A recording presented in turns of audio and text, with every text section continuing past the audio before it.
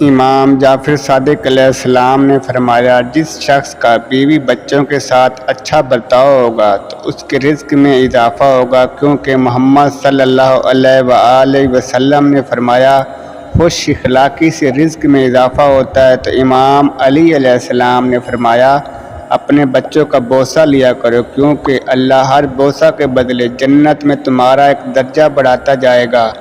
اللہ کے رسول محمد صلی اللہ علیہ وآلہ وسلم نے فرمایا، بنی اسرائیل کو تباہ کرنے والی پہلی چیز یہ تھی کہ غریب آدمی کی بیوی بھی اپنے شوہر پر کپڑوں کا اتنا ہی خرچ ڈالتی تھی جتنا ایک امیر آدمی کی بیوی۔ عورت کی کفایت گھر کو جنت بناتی ہے اور عورت کا فضول خرچ گھر کو برباد کر دیتا ہے۔ اللہ کے محبوب حضرت محمد مصطفیٰ نے فرمایا، اپنی بیوی سے بغض نہ رکھنا، کیونکہ یہ مومن مرد کی نشانی نہیں کہ وہ اپنی مومنہ بیوی سے بغض رکھے۔ اگر اس کی ایک عادت ناپسند ہوگی تو دوسری پسند بھی ہوگی۔ جو انسان اپنی بیوی کے ناپسندیدہ عادات پر صبر کرتا ہے تو اللہ اس کے رزق میں اضافہ کرتا ہے۔